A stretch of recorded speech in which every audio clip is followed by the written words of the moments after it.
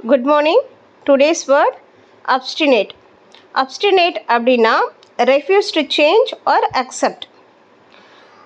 தமிழில் சொன்னோம்னா யார் என்ன சொன்னாலும் தன்னுடைய முடிவிலையோ அல்லது தன்னுடைய கருத்துலேயோ ரொம்ப பிடிவாதமாக இருக்கிறது. யார் என்ன சொன்னாலும் மாற்றிக்க மாட்டாங்க. இதுக்கு சினானிம் வேர்ட்ஸ் பார்த்தீங்கன்னா ஸ்டபன் சொல்லலாம், adamant சொல்லலாம், headstrong சொல்லலாம். ஒரு எக்ஸாம்பிள் சென்டென்ஸ் பார்க்கலாம்.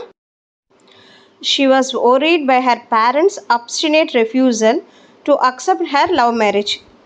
அவளுடைய காதல் திருமணத்தை ஏற்றுக்காம அவங்க அப்பா அம்மா ரொம்ப பிடிவாதமாக இருந்ததுனால அவள் ரொம்பவே அதை நினச்சி வருத்தப்பட்டா. இதுதான் தமிழ் மீனிங். இந்த obstinate அப்படின்ற வேர்டுக்கு அன்ரீசனபிள் ஸ்டபர்னஸ் அப்படின்ற ஒரு அர்த்தமும் இருக்குது. அதாவது வீண் பிடிவாதம் அப்படின்ற அர்த்தமும் இந்த வேர்டுக்கு இருக்குது.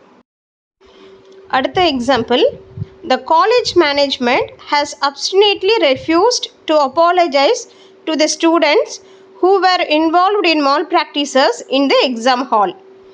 அதாவது எக்ஸாம் ஹாலில் தவறான செயல்களில் ஈடுபட்ட மாணவர்களை கல்லூரி நிர்வாகம் மன்னிக்கவில்லை.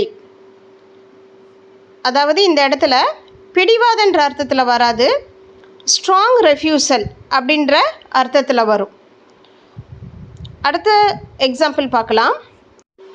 An obstinate stain didn't go away even after several washes. பல முறை துவைச்ச பிறகும் அந்த கரை போகவே இல்லை. இந்த இடத்துல ஸ்டெயின் அப்படின்னா வெறும் கரைன்னு மட்டும் சொல்லலாம்.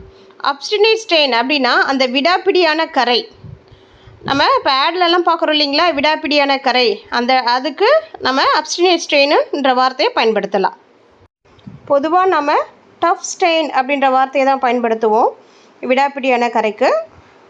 நீங்கள் ஸ்டபன் ஸ்ட்ரெயின் என்ற வேர்டும் பயன்படுத்தலாம். செட்டின் ஸ்ட்ரெயின் அப்படின்ற வார்த்தையை நம்ம பயன்படுத்தலாம்.